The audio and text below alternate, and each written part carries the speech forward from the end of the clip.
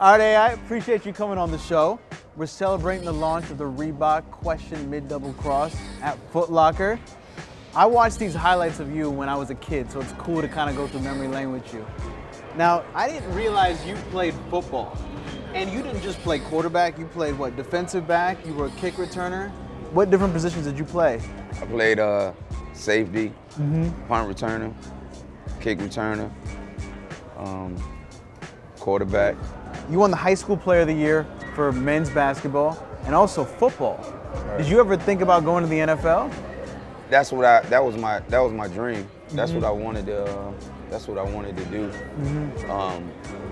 But circumstances happened when I was in high school. Yeah. And I was recruited by everybody in the country. And then once I got in the situation that I got into, nobody recruited me anymore. And my mom went to Georgetown and talked to Coach Thompson and begged for my life. Yeah. Were you better at football or basketball? Football. You were? Yeah. How good would you have been? I don't know, you know what I mean? But, I always say that I was better in football than I was in basketball. Now, when you broke Antonio Daniels' ankles, what was kind of your mindset at this time? I'm just playing basketball. You know what I mean? All of the stuff that happened in my career, I was just playing, man. My whole thing wasn't the glitz and the glamour and the flash. I just wanted to play harder than everybody else. Yeah. You know what I mean? I think the best feeling that I had as a basketball player was the fact that my teammates felt like with me on their squad that we could win every night, regardless of who we playing with. You know, we talk about all these super teams and things like that. But I always felt like I was on a super team. Yeah. You know what I mean? Because I was playing with 4 other pros. Yeah. You know what I mean? I never had the luxury of playing with, pro guys before I got to the NBA. So I never imagined myself playing with Kobe or playing with Shaq or anything like that to feel like I could win a championship. I felt like the guys that I was playing with, I could win with them. Now, what about Jordan, though? Because you obviously idolized him. Did you ever think about playing with him? Because that would have been crazy. My dreams have came true in a lot of ways, but I never even dreamt that I would get a chance to play with my idol. Yeah. But I did get a chance to play with him in an All-Star game. That was cool. So that was a bucket list thing. And you had like a chest bump moment too, right? In the 2003 All-Star game. Absolutely. And he had a smile on his face. Absolutely. I'm a young head, so he probably wasn't ready for that. Yeah. You know what I mean? But that was a monumental moment in my life. How nervous were you before this game, by the way? Are you a nervous guy? I wasn't because a lot of times people look at it as being cocky, arrogant, but it's confidence. And my whole thing was, everybody know who Black Jesus is. Everybody know who 23 is. But tonight, you're gonna know who number 3 is. You know what I mean? You're gonna remember this moment too, because I'm here. And I didn't look at it like I had to have a great game. All I wanted to do was play harder than everybody else. How is your relationship with him to this day? I love him. Yeah. I mean, he my hero. He my inspiration.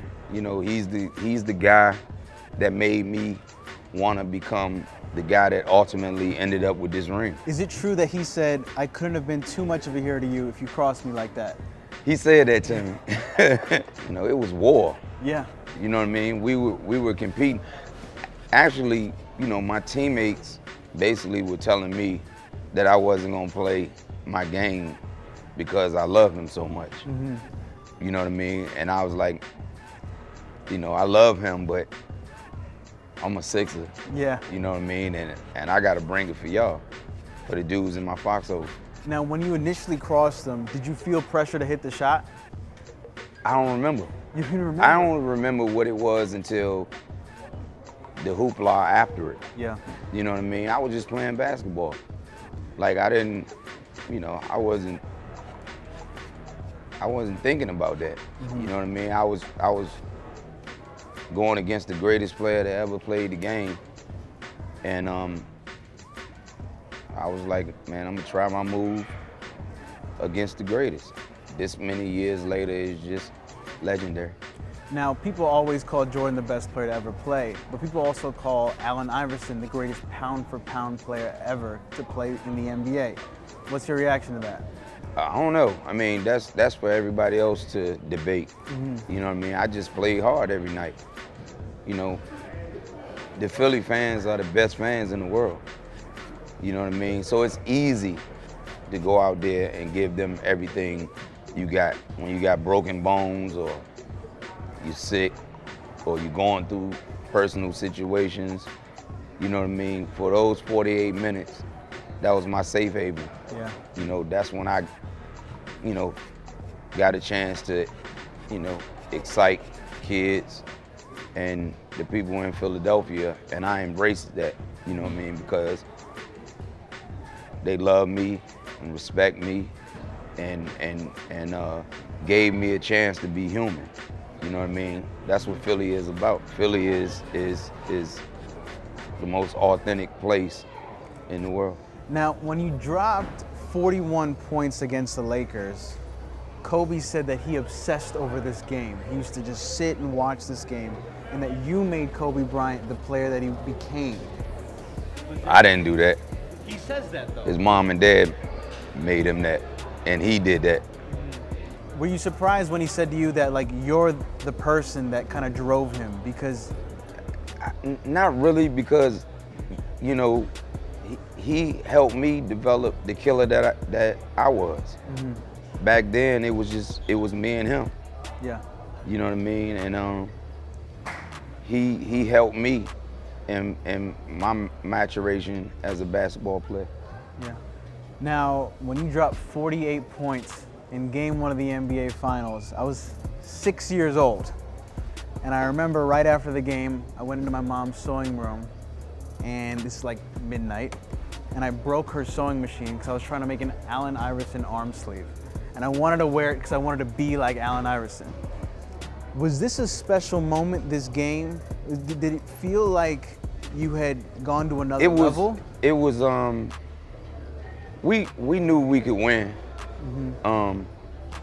They just ultimately had more talent and experience than us. Yeah. You know what I mean? Because we were in Game 2. We could have won Game 3, but they were just, they were a juggernaut at that time. And as great as Kobe is and always will be, we ran into the most dominant player at that time, and Shaquille O'Neal. You know what I mean? And then everybody said Dikembe did a great job against him. But if you look at the stats, Yeah. it is what it is. You know what I mean? And we just got beat by a better team. They were just better than us. Were you surprised the Ty Lue play became famous? The step over? He's cool about it. He's really cool about it. We'll always talk about it. Were you surprised that it blew up? Yeah, because it was just in the moment play. Like, he gave me problems. Yeah. Like, he gave me major problems. And, I was always, from what I heard, his favorite player.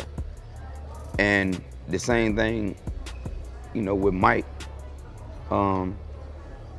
His teammates were dogging him about him letting me have my way. And he went out there and he competed. And I hated him from that series, but as a person, I love him to death. Now, the moment you cut your hair before the All-Star game, when you unveiled it, do you remember this moment? Yeah, I think I did it out of anger with my hairstylist. Really? Yeah. But you were a cultural icon. Everyone wanted to, just like I said with the arm sleeve, everyone wanted to dress like you, be like you. Were you nervous when you cut your hair? Like, oh, people might feel a way about this. No, I ain't care nothing about nothing but my girl liking it. Yeah, I feel you. But everyone, since it was such an iconic hairstyle, everyone, look, Dwayne Wade, Ray Allen, Dwight Howard, LeBron James, they're all waiting you to unveil your new fresh cut. I don't think. No, they just couldn't believe I did it. That's what it was?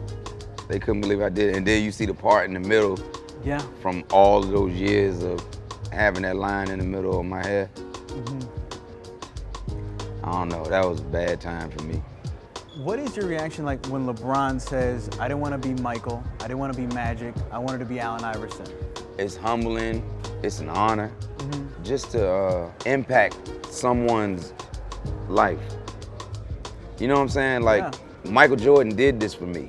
Like, he made me believe that I could be a cultural icon. He made me think that I could be who I ended up being. If you help one person, then I think you did God's deed. If you help one person, you know what I mean? Just one person.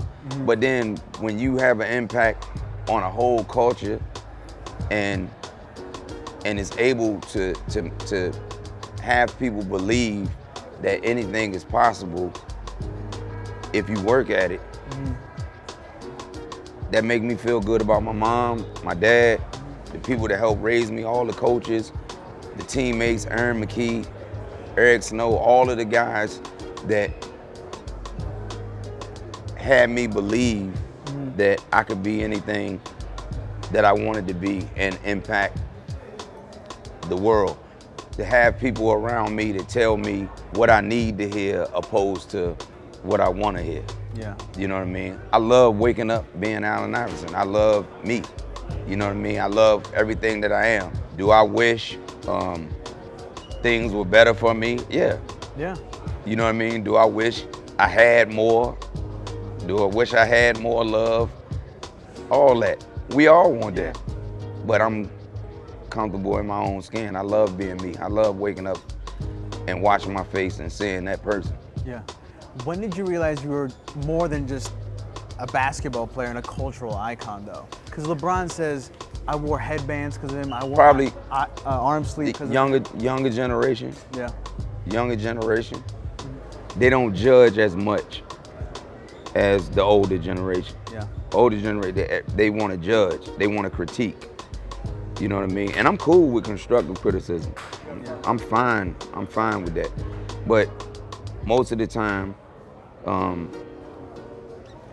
you know, older people concentrate on critiquing, and young people, I think they idolize and they appreciate the gift that I give them by my survival.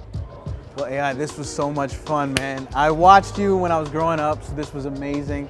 You have a lot more highlights, so we're gonna do this again one day. And so until then, we'll just wait it out, all right? Appreciate it. Thank you, man. Seriously, bro.